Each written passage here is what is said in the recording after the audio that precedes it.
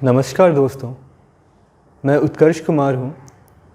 मैंने इस बार UPSC CSE परीक्षा में 55th रैंक प्राप्त किया है। इसके पीछे एक बड़ा रीज़न मेरा ऑप्शनल मैथ्स है। मेरे इस बार मैथ्स में 322 आउट ऑफ 500 हैं, जो इस बार का हाईएस्ट माना जा रहा है, और इसने मुझे वो एज दिलाया कि मैं फाइनली इतना बढ़िया रैंक ला सका। तो आइए इस ऑप्शनल की थोड़ी बात करते हैं। मेरे लिए ऑप्शनल नेचुरल चॉइस था, क्योंकि मैंने जेईई के टाइम पे मुझे मैथ्स में बहुत मज़ा आता था।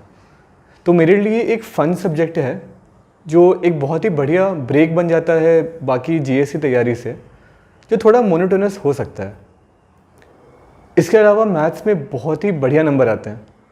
2 साल पहले हाईएस्ट 361 गया था, पिछले साल हाईएस्ट 343 गया था।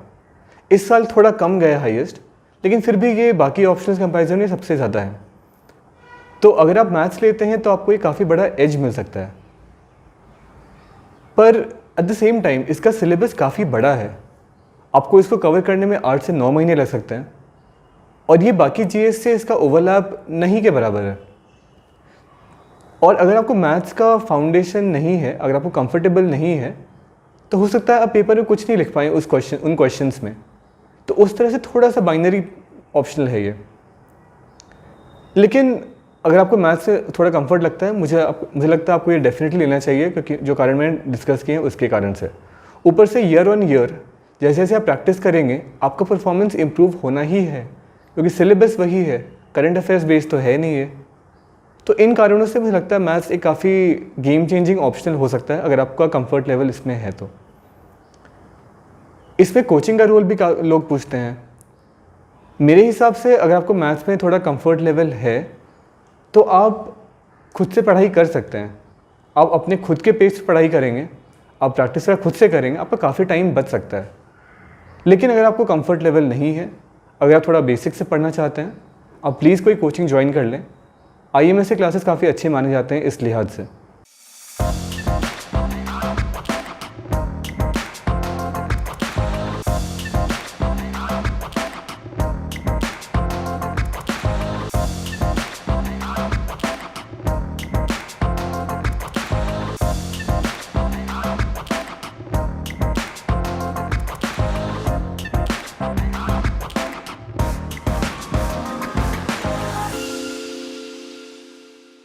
इसके अलावा अगर बुक लिस्ट की बात करता हूँ, तो आईएमएस के जो नोट्स हैं, they are quite literally the Bible. आपने अगर उन्हें रिलीजियसली किया है तो आपका 80% ऑफ द क्वेश्चंस बिल्कुल सॉल्व होना चाहिए एग्ज़ाम में। इसके अलावा कुछ छोटे छोटे टॉपिक्स के लिए, फिजिक्स में कुछ टॉपिक्स हैं उनके लिए कृष्णा के बुक्स लोग करते हैं। कुछ छोटे छोटे टॉपिक्स जैसे हैमिल्टोनियन, लैग्रेंजियन है, तो उनके लिए मैंने गूगल करके सोर्सेज ढूंढे थे। ये सोर्सेज मैंने अपने टेलीग्राम चैनल पे भी शेयर कर रखे हैं। अगर आप सर्च करेंगे टेलीग्राम पे उत्कर्ष K5_55, तो आप ये मटेरियल मेरा देख सकते हैं वहाँ पर। चलिए, अब बुक लिस्ट की तो बात कर ली, अब बात करते हैं थोड़ा पढ़ने के तरीके पे। जैसा मैंने बोला, आईएमएस के नोट्स काफ़ी रिलीजियस तरह से सॉल्व होने चाहिए, तो आप उनसे स्टार्ट करें, आप अपने पेस पे पढ़ें उसको। आपका टारगेट होना चाहिए 8 से 9 महीने में एक आइटरेशन अच्छे से करने का। जितना हो सके समझने पे ध्यान दें, जितना हो सके विजुअलाइज करने पे ध्यान दें। एक जो इंट्यूटिव अंडरस्टैंडिंग होती है वो लाने की कोशिश करें। बाकी कुछ चीज़ें तो हैं याद करने के लिए, उनसे आप बच नहीं सकते हैं। चाहे आप reduction of 2 degree equation to a standard conic की बात करें, चाहे आप सिंप्लेक्स मेथड की बात करें, तो कुछ चीज़ें याद करने वाली डेफिनेटली है, बट विथ प्रैक्टिस वो हो जाता है। आपका जो तरीका है, मुझे लगता है कि आइटरेटिव अप्रोच होना चाहिए। इतना बड़ा सिलेबस है, इतना बड़ा करिकुलम है कि हो सकता है पहली बार में, एक्चुअली ये होना ही है कि पहली बार में आप पूरा अच्छे समझ नहीं पाएँ। इसलिए उन नोट्स को आपको वापस करना पड़ेगा 3 बार, 4 बार, 7 बार, 8 बार, जब तक कि चीज़ें आपके ग्रिप में नहीं आती हैं। आप हर बार पढ़ेंगे, हर बार रिवाइज करेंगे, तो कुछ नया अंडरस्टैंड करेंगे, कुछ नया याद करेंगे। तो एक आइटरेटिव अप्रोच से जो पूरा आपका एरिया ऑफ अंडरस्टैंडिंग है वो बड़ा होना चाहिए, ऐसा मेरा मानना है। इसके अलावा अगर अपन मैथ्स की बात करते हैं, तो मैथ्स में जितना समझना है उतनी ही प्रैक्टिस की ज़रूरत है।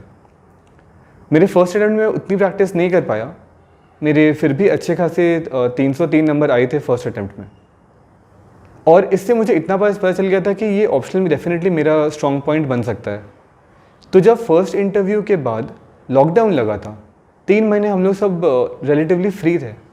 मैंने उस समय में अपनी मैथ्स की प्रैक्टिस बहुत करी।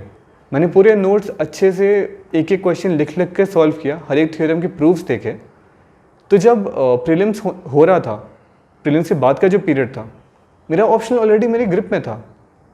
उसके बाद मेरा फोकस पूरी तरह से प्रैक्टिस पे था। मैंने IMS की टेस्ट सीरीज ज्वाइन कर ली थी, तो हर वीकेंड 1 से 2 टेस्ट होते थे उसके, वो मैं लिखता था और उस पर फीडबैक मिलता था मुझे। इसके अलावा मुझे और प्रैक्टिस चाहिए थी क्योंकि मेरा सिलेबस कवर हो रखा था।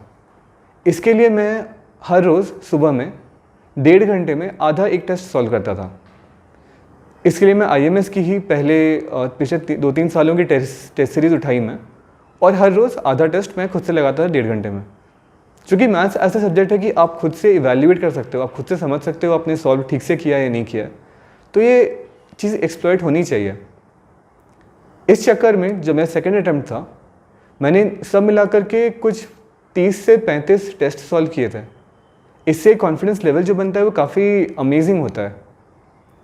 इसके अलावा प्रीवियस ईयर क्वेश्चंस आप सॉल्व करो, उससे आपको आइडिया लगेगा UPSC कितने डेप्थ में जाती है। और बहुत बार तो ये क्वेश्चन रिपीट भी होते हैं।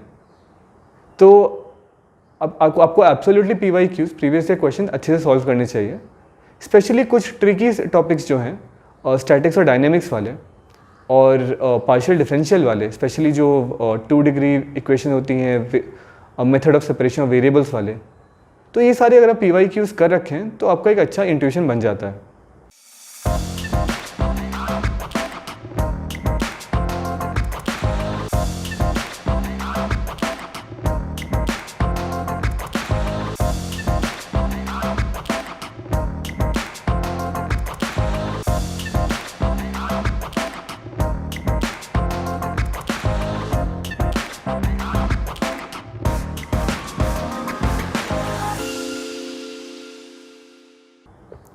इसके अलावा आर्यभट्ट आश्रम के कुछ प्रॉब्लम शीट्स आते हैं टॉपिक वाइज, जो मैं बोलूँगा थोड़ा टफ़र साइड पे है, लेकिन अगर आप उनको सॉल्व कर पाते हैं तो आपके लिए काफ़ी बड़ा कॉन्फिडेंस बूस्टर हो सकता है।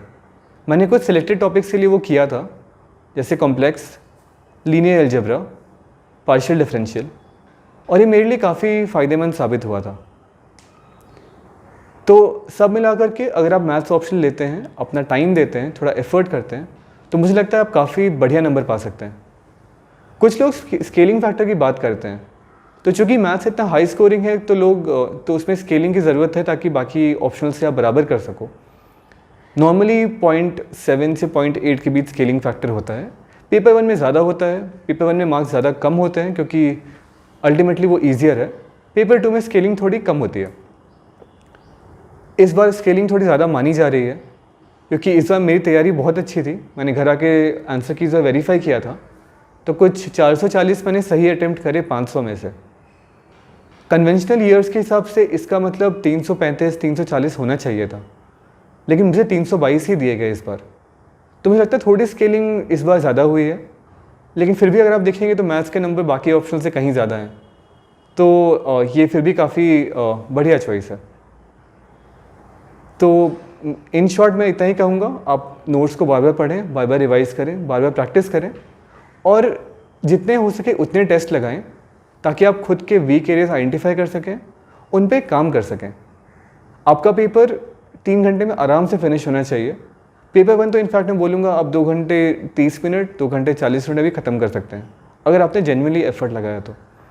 एक बार मैं रिपीट करना चाहूँगा, मेरे टेलीग्राम चैनल में मैंने और भी कुछ मटेरियल शेयर कर रखा है, अगर हो सके तो आप एक बार देखने की कोशिश करें उसको, उत्कर्ष K5_55 पे। यहाँ तक देखने के लिए बहुत बहुत धन्यवाद। आपको all the best. Thank you.